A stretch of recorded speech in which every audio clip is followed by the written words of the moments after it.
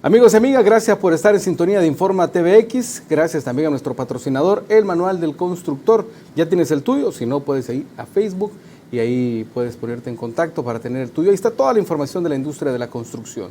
Esta noche vamos a conversar brevemente con Angélica Cárcamo, presidenta de la Asociación de Periodistas de El Salvador. Angélica, bienvenida. Hola Luis, buenas noches. Un saludo para los amigos y amigas que nos están sintonizando en esta ocasión. Angélica, vamos a ver, la información se vuelve algo vital en tiempos de crisis. Nosotros tenemos una campaña que le hemos iniciado esta semana para que la gente pueda informarse como debe ser, porque hay demasiada información errónea, muchas de ellas con mala intención de generar pánico en la sociedad. Claro, las mal llamadas fake news, que en realidad no deberían llamarse fake news porque las noticias no son falsas.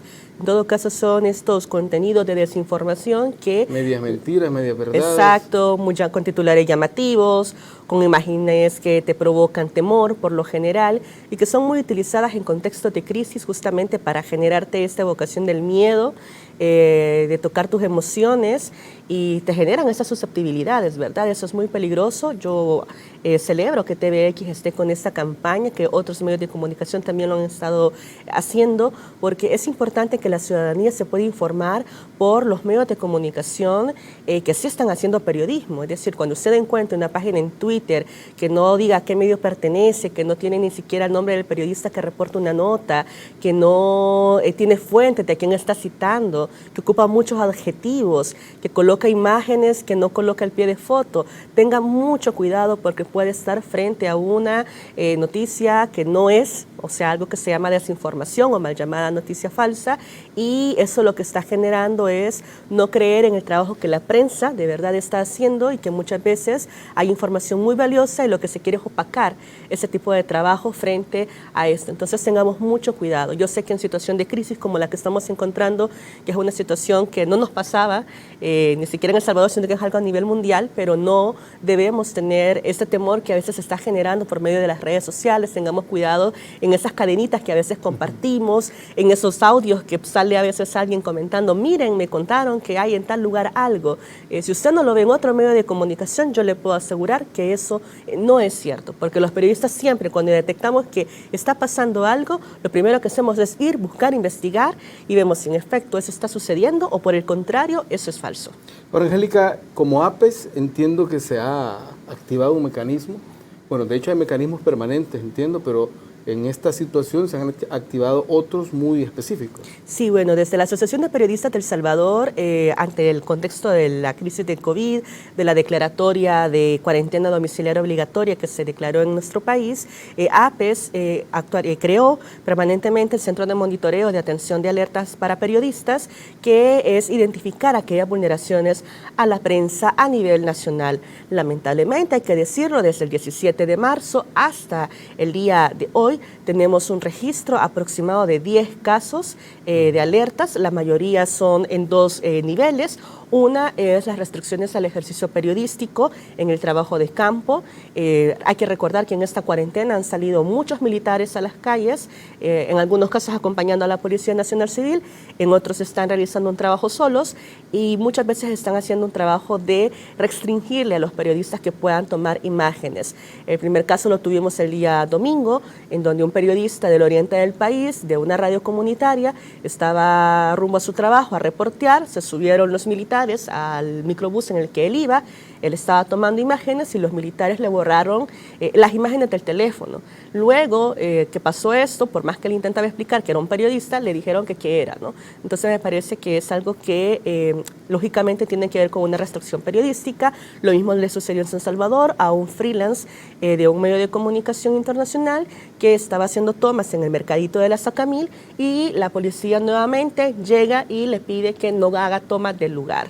El día lunes, en las afueras del Centro Internacional de Ferias y Convenciones CIFCO, tuvimos otra restricción similar, en este caso a un periodista de televisión, a un camarógrafo de televisión, en el cual le obligaron a borrar todas las tomas que había hecho alrededor del CIFCO.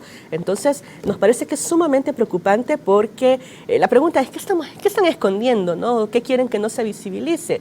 Esa búsqueda del tema del poder, claro, y es preocupante porque en estos contextos de crisis, cuando los militares salen a las calles, que en realidad debería ser los militares acompañando a la Policía Nacional Civil, lógicamente la prensa tiene un papel fundamental de documentar que se están respetando los derechos humanos. Y cuando se están generando este tipo de acciones, lo que más nos está pasando es que al parecer no hay una intención de querer respetar estos derechos. Entonces nosotros sí hemos hecho varios llamados al Ejecutivo a que se revisen estas prácticas. Hay que recordar que el presidente mismo mencionó que durante estas cuarentenas, durante estas medidas excepcionales, no se iba a violentar el derecho de la libertad de prensa, el derecho a la libertad de expresión que está en el artículo 6 de la Constitución, pero lamentablemente estamos viendo en este escenario que no se está cumpliendo como se debe.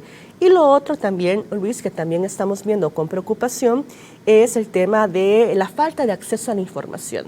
Desde, al menos hasta el día jueves, nosotros hemos tenido un registro de 6 restricciones a la prensa en las conferencias de prensa, valga la redundancia, del Gabinete de Salud, por ejemplo, que está haciendo anuncios, por ejemplo, de que hay nuevos casos de personas con coronavirus en el país, pero no está permitiéndole a las y los periodistas poder hacerles preguntas que son de interés para la ciudadanía, como por ejemplo, si las y las personas afectadas por coronavirus, todas estaban en los albergues iniciales donde estaban en... Bueno, de hecho hubo contradicciones en la información que se dio en el instante. El presidente dijo una cosa y el Ministerio de Salud dijo otra. Claro, o sea, y aquí te generan las dudas, pero no tenés en la prensa no tenemos, las y los periodistas, la posibilidad de poder, por ejemplo, cuestionar el Gabinete de Salud. Mire, pero el presidente dice esto, ustedes están mencionando esto. ¿Cuál es la situación real que se está dando? ¿No? Nos podrían precisar. Es lógico que de repente puedes cometer un desliz, pero si no permitís que las y los periodistas puedan hacer las preguntas necesarias, difícilmente nosotras y nosotros vamos a poder brindarle a la ciudadanía una información pertinente. No solo hay que informar a la ciudadanía con cadenas de televisión. Con esto no estoy diciendo que estamos cuestionando las medidas de cuarentena domiciliar. Me parece que son válidas, las aceptamos como gremio, o sea, me parece que es necesario porque somos un país también muy vulnerable, pero no estamos a favor de las restricciones al ejercicio periodístico y de la negación de información que la prensa ha estado intentando tener. Ahí hay entidades también en las conferencias, por ejemplo, está la ministra de Salud, el viceministro de Salud, hay un representante de la OPS, y me parece que lo más valioso es que la prensa pueda preguntarle a los funcionarios, por ejemplo, ustedes están diciendo que no hay casos, de acuerdo, ¿cuál es el registro que tienen? ¿Qué fecha entraron estas personas, por ejemplo? ¿Con quiénes más tuvieron contacto? ¿Cuál es el estado de salud de estas personas?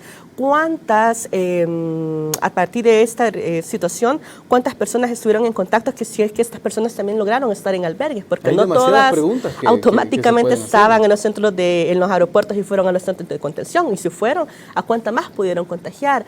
También la otra famosa pregunta, ¿cuántas pruebas se están realizando en realidad por día? ¿Cuánta es la capacidad que tenemos para comprar esas pruebas para saber si hay o no hay personas contagiadas con coronavirus? O si ya tenemos en el país el medicamento.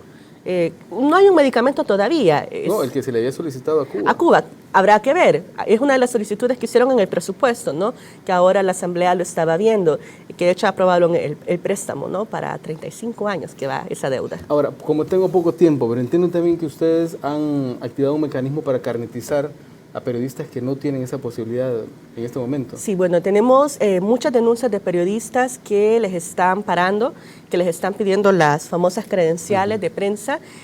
Algunos, como son independientes, no tienen un carnet de un medio de comunicación en específico. Justamente a partir del jueves, APES inició una campaña de carnetización para aquellos periodistas que estén en ejercicio, pero no están trabajando específicamente en un medio de comunicación.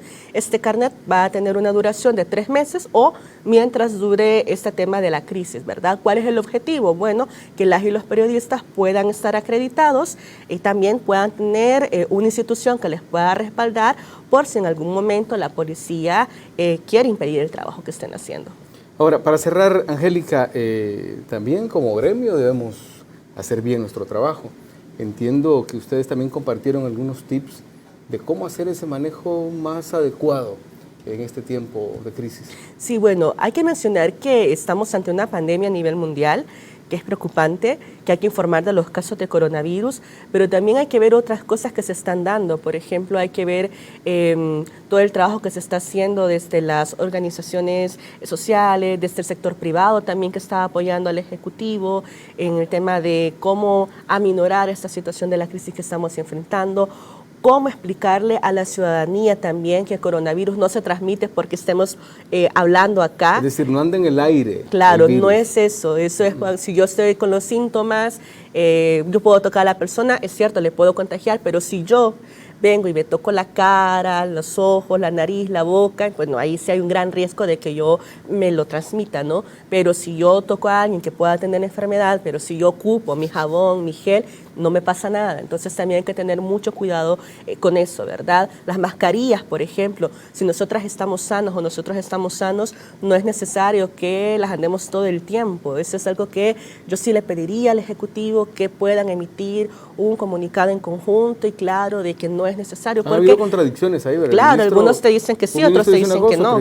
Y ahí lo que tenés es un riesgo a la salud de la gente, porque mucha gente que no está enferma, lo que puede correr el riesgo es de enfermedades respiratorias o que agarres una pequeña gripe. Entonces, hay que tener cuidado en la calidad de la información, entrevistar también a especialistas. Claro. Lamentablemente, si las fuentes del gobierno no nos están dando información, busquemos a especialistas, busquemos a expertos en el tema, ¿sí?, de las enfermedades, demos recomendaciones también. Tratemos de dar alternativas, veamos ante el encierro que muchas personas están teniendo y que puedan tener ansiedad, tratemos de dar recomendaciones sobre también el trabajo de la salud mental que se deben de hacer desde otras instituciones del Estado u otras organizaciones de la sociedad civil que también lo puedan tener. Veamos el tema del derecho de acceso a la información, o sea, hay muchas cosas que se puede trabajar. Veamos también cómo el coronavirus o esta situación de crisis afecta también a las mujeres, hay especificidades, entonces hay muchos enfoques más allá de decir esto es el coronavirus y meternos como ciudadanía miedo, sino también entrar a una reflexión. Hay algunos medios que lo están haciendo, que yo lo celebro, insisto, me parece que es importante, pero sí insisto en que por favor informemos responsablemente, no agarremos la cultura del miedo, por favor en las notas periodísticas no coloquemos esos fondos musicales que dan más miedo del fondo que lo que están diciendo, ¿verdad? Entonces seamos muy responsables porque estamos frente a una ciudadanía que no necesita que le sigamos metiendo miedo, sino que le informemos de verdad, que genere conciencia y que sepa prevenir. Eso es lo importante, que sepa prevenir y tomar las medidas adecuadas. Y la misión que tenemos es justamente reducir los niveles de incertidumbre en la ciudadanía. Yo quiero agradecerte, Angélica, por tomarte el tiempo de venir a compartir estas opiniones aquí en Informa TVX. No, muchas gracias, Luis, y quizás solo quisiera aprovechar 30 segundos de este tiempo para hacer un llamado respetuoso al Ejecutivo. Nos preocupa que no se esté dando información de forma adecuada a la prensa. Por favor, no es que nosotros como periodistas estemos queriendo molestar, queremos informar, pero eso solo lo vamos a hacer si ustedes nos permiten hacer nuestro trabajo. De lo contrario, también nosotros como APAS nos veremos penosamente en el llamado de buscar organismos internacionales para que también registren esta situación que no se está dando en otros países de la región. Listo, Angélica, muchas gracias. A ustedes, amigos y amigas, gracias por la sintonía. Les invito a importantes mensajes. Luego venimos con más.